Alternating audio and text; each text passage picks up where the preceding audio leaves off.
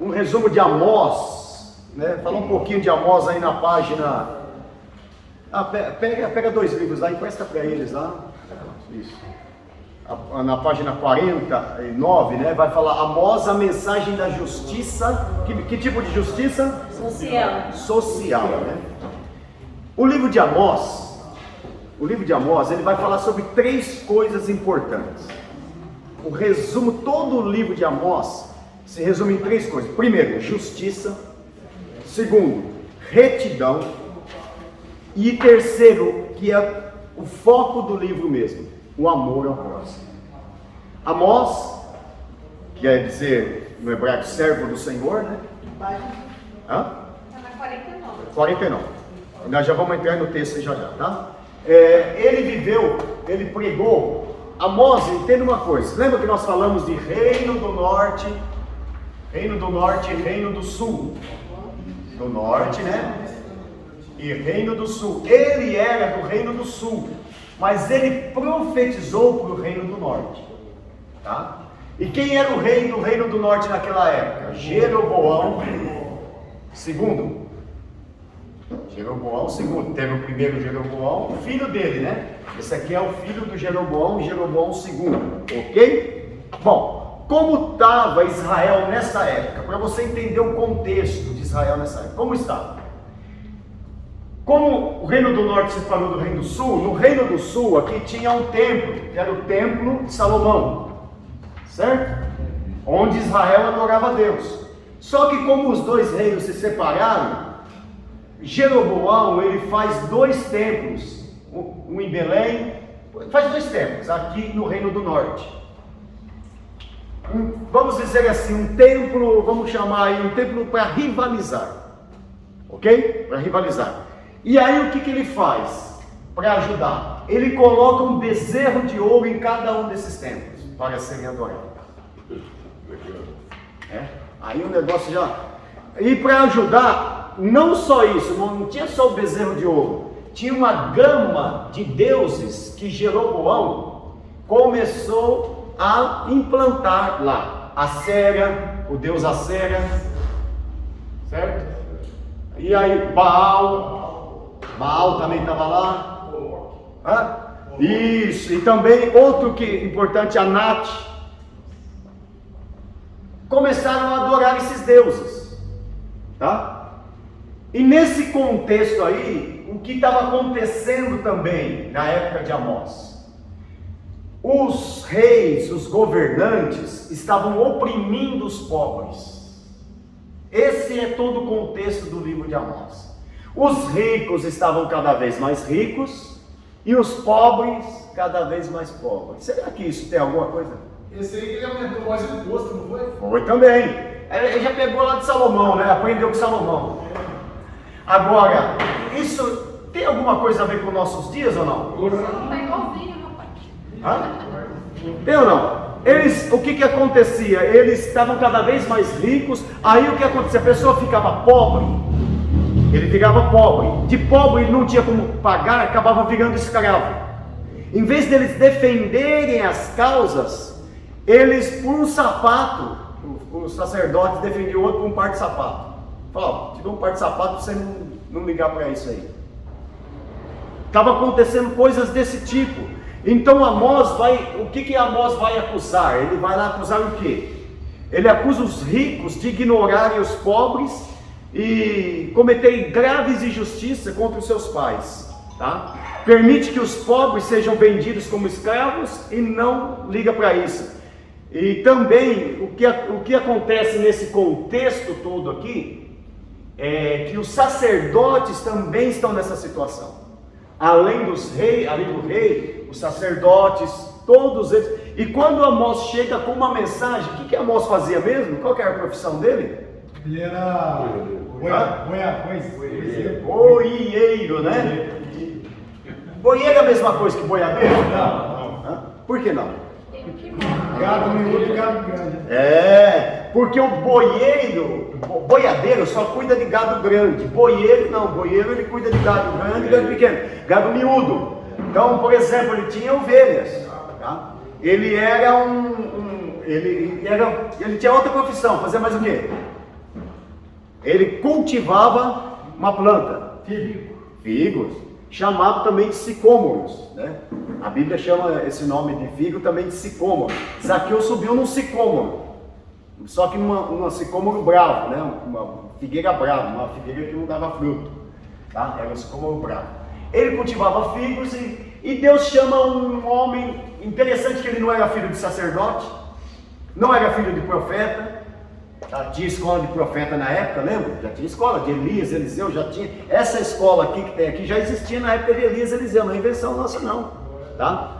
Eliseu e Elias, lembra que eles tinham uma escola, e a escola ficou tão pequena que precisou aumentar. Eles tiveram que aumentar a escola. Bom, então ele era boieiro, era uma pessoa simples da roça.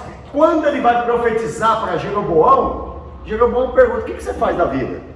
Aí ele fala: eu sou da roça, sou apanhador de laranja, sou apanhador de algodão. Eu falei: ih, pai.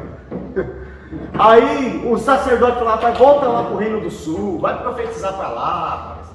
Não, fica lá, vai profetizar lá, não precisa profetizar aqui não. Essa era o contexto da época, né?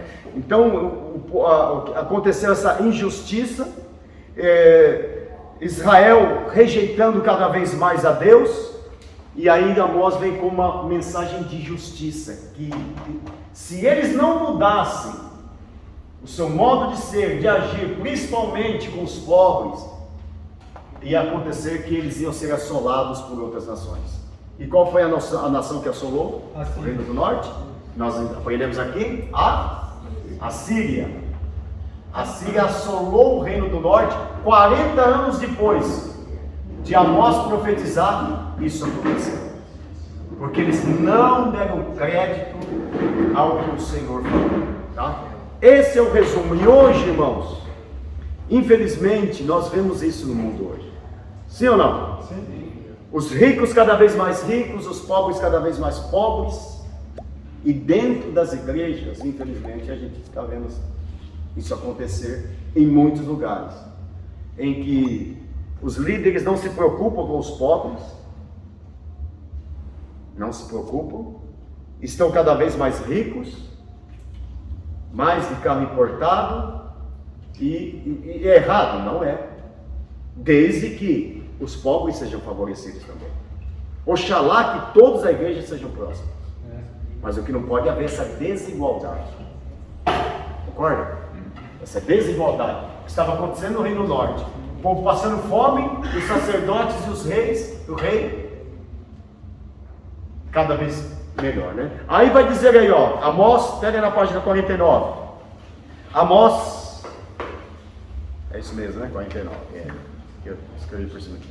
Amós, profeta de Tecoa, tá? Cidadezinha nas proximidades de Jerusalém, aqui no Reino do Sul, Jerusalém, do século 8º antes de Cristo, 800 anos mais ou menos antes de Cristo.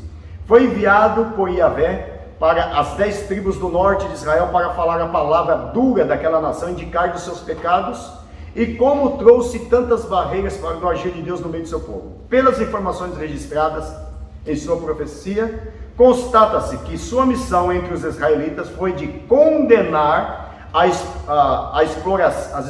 explorações praticadas pelos mais poderosos sobre os mais fracos, e também denunciar as desigualdades sociais oriundas do primeiro mal. Então, esse é o resumo do livro de Amós. E aí Deus fala aqui, ó, vai na página 54, onde está Itália. Aí Deus fala que vai colocar um prumo, né? Portanto, visto que pisais o pobre, o que eles estavam fazendo? Pisando os pobres. E deles exigis um tributo de trigo, edificais casas de pedras lavradas, mas nelas não habitareis. Vinhas desejáveis plantareis, mas não bebereis o seu vinho, porque eu sei que são muitas as vossas transgressões e enormes os vossos pecados. Afligis o justo e regaste e rejeitaste os necessitados na porta, tá? Tomais resgate e rejeitais os necessitados na porta. Porque eles fizeram isso, Deus fala que vai colocar um prumo. Sabemos o que é o prumo, né? Vamos ver como que tá, o quanto que está torta essa parede. Deus estava colocando um prumo ali neles. Mas aí vai dizendo para frente que Deus rejeita a adoração de Israel. Olha o que acontecia quando eles, o reino do norte, eles adoravam. Eles tinham um bom templo, o templo era bonito. Eles tinham o melhor som. Eles tinham os melhores cantores. Vamos trazer para o nosso dia, estou parafraseando. As cadeiras eram almofadadas. Tinha ar-condicionado na igreja. Trazendo para os nossos dias. Tinha ar-condicionado. Tinha telão de última geração dentro da igreja. Só que o que acontecia com o culto deles? Olha aí na página 54, finalzinho, nas duas últimas linhas da página 54. O que Deus fazia com a adoração deles, com o culto deles? Ó, aborreço e desprezo as vossas festas e as vossas assembleias, o que seja assembleia, reunião, né, cultos, não me dão nenhum prazer. E ainda que me ofereçais holocaustos e ofertas de manjares, não me agradarei delas, nem atentarei para ofertas pacíficas dos vossos animais gordos. Ou seja, ainda que vocês me dêem o melhor, com o melhor som, com melhores músicos, eu não aceito. Deus não estava aceitando. Coisa triste, irmãos, é Deus não aceitar o nosso louvor, a nossa adoração. Já parou para pensar nisso? Não aceita as coisas de qualquer jeito. Não aceita, né? Não aceita. A minha Jana, vamos ver lá para frente, que o povo trazia para Deus, era diferente. Aqui, olha o que eles faziam, pastor Cícero. Eles traziam o melhor animal, eles traziam a melhor oferta. Em Ageu, não sabe o que eles faziam? Pegava a manca, falava, quantas ovelhas? Pega aquela manca ali, ó. Pega aquela caolha ali, ó. Pega aquela que está meio amanchada lá, aquela que está meio para morrer já, e leva lá. Abel e Caim também não fez lá, o Abel. Entendeu? Em Ageu eles pegavam o pior, aqui eles pegavam o melhor. Então não é oferta. Sabe o que é o mais importante? É o ofertante. A oferta de Caim era ruim? Tem gente que fala que Deus não aceitou, já vi pregador dizendo que Deus não aceitou a oferta que Deus aceitou a oferta de Abel e não aceitou a oferta de Caim, porquanto a de Caim não tinha sangue. O de Abel tinha sangue, tinha um holocausto, fez um holocausto, e a de Caim não tinha. Tem alguma coisa a ver? Nada a ver. O que Abel fazia? Ele era pastor de ovelhas. E que Caim fazia? Era lavrador, não é isso que a Bíblia diz? Sim. Então Abel pegou a melhor ovelha e levou. Caim pegou pepino, melão, melancia. Você tem alguma coisa contra isso? Se tiver, pode trazer que eu como.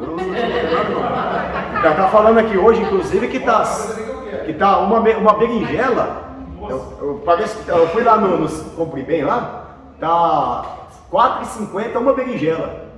4,50. Aí eu cheguei em casa, tem um pé de berinjela, tinha 8 berinjelas. Eu falei, eu tô com um tesouro aqui, eu não sei. Eu tô quase rico, eu não tô sabendo. Tem 8 berinjelas para em casa. Eu falei, contei, falei, quase R$5, cada 5, 10, 15, quase R$40 aí. E agora tá dando mais 3. Então o que acontece? A oferta de Caim era boa, a oferta de Abel também era boa, mas o que não prestava era o ofertante. Não é isso que a Bíblia diz lá, então? Que Deus não aceitou a oferta de Caim, porquanto Caim era do maligno. Está lá, João. Ou seja, a oferta era boa, mas o ofertante não era. Então não é só a oferta, é o ofertante também. Coisa triste, irmãos, quando a pessoa entra na igreja e na igreja começa a mexer no celular. Está oferecendo bom culto para Deus? Mascando chiclete? Tinha um irmão outro dia no culto e estava assim, parecia uma vaca, mano. Rapaz, a irmã brincando com a criança, um casalzinho quase se esfregando no culto, se apaixonado por o outro. Eu falei, vai beijar, daqui a pouco vai ser beijo. Isso, levanta, parece que tem uma mola, né? No banco parece que tem uma mola no banco, não consegue ficar sentado. Lá não tem, né, pastor? Lá não tem, né, pastor Cícero? Mas não tem, né? Graças a Deus, não é só não, por aí que tem. Mas o povo parece que tem uma mola no pé, né? Não sei que tanto. Tem diarreia, eu acho que está com diarreia, vai toda hora no banheiro, eu acho que tem um problema de urina, né? Então, que culto é esse, né, que às vezes nós estamos oferecendo? Durante o culto, a pessoa conversando com o outro, fica conversando ali, e às vezes a gente vê isso no púlpito também, e o povo vê, né? O povo vê. Então, que tipo de culto nós estamos oferecendo? Deus não aceitou o culto deles, Deus rejeitou. Por quê? Porque um pouquinho para baixo vai dizer, contudo vós não convertestes a mim, diz o Senhor. Então por isso, aí vai dizer aí na página 56 que eu falei do prumo, ó, 56, onde está itálico, a letra deitada aí.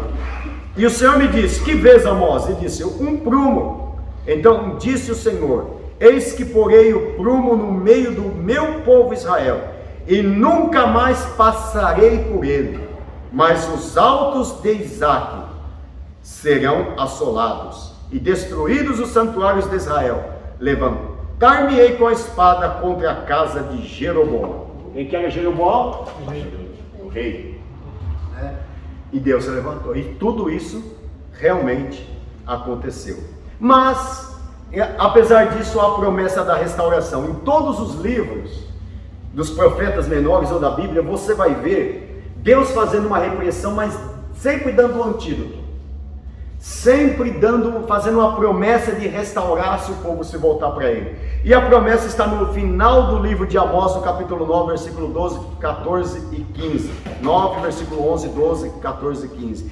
Olha o que ele diz, naquele dia, está em itálico aí na página 58. Naquele dia, tornarei a levantar a tenda de Davi, que caiu, e taparei a tenda de Davi, está falando do tabernáculo, né? E que caiu, e taparei as suas aberturas. Aí que está uma das promessas de que Deus, os judeus esperam, que é a construção do terceiro templo, tá? Vem dessa e de outras profecias. Naquele dia tornarei a levantar a tenda de Davi, está falando do templo. E você sabia que o templo o novo templo praticamente já está tudo pronto, quase. Eu tive de frente com o menorá, que é o candelabro, né? Quem não tem noção que é o menorá, aquele candelabro de 7 pontas assim, né? O menorá. Existe o menorá que está lá na praça de Jerusalém, no bairro judeu. Tem 4 bairros lá, o bairro judeu. E ele custa hoje aproximadamente mais de $1 milhão. Ele é de ouro maciço e do tamanho real do candelabro. Uma praça, dentro de uma redoma de vidro. Fica numa praça, por uma praça aqui por dentro. Não é uma praça aqui no Brasil. É que sobra lá, o menorá dele lá. Sobra meu vidro. Uma menorá de ouro que custa $1 milhão. Está lá, fica na praça, irmão. Fica na praça. Se colocar aqui na Praça da Sé, lá em São Paulo, sai aqui. $1 milhão. Já tá, não só isso, né? Já tem todas as roupas dos sacerdotes, já estão prontas, a mesa do pão, está tudo pronto, esperando cumprir uma delas, essa profecia. Naquele dia tornarei a levantar a tenda de Davi, ou seja, um novo templo, e os judeus esperam por esse novo templo, tá? Se levantará. E que caiu, e taparei as suas aberturas, e tornarei a levantar suas ruínas, edificarei como nos dias da antiguidade, para que possam o restante de Edom e todas as nações que são chamadas pelo meu nome, que diz o Senhor, que faz todas as coisas. E removerei o cativeiro do meu povo, Israel, e reedificarei as cidades assoladas, e nelas habitarão e plantarão vinhas, e beberão do seu vinho. Isso aqui já está falando até do milênio. E farão pomares, e lhes comerão o fruto, e plantarei a sua terra, e não serão mais arrancadas da sua terra, que lhes dei, diz o Senhor. Olha aqui, uma profecia para o final do tempo, 800 anos antes de Cristo, que ainda vai se cumprir daqui a muito tempo. Por isso que a palavra de Deus é a palavra de Deus e ela é poderosa, né, irmãos? Bom, aqui eu poderia falar muito mais aqui sobre Amós, mas nós vamos ter que dar uma encurtada no tempo, senão nós não vamos...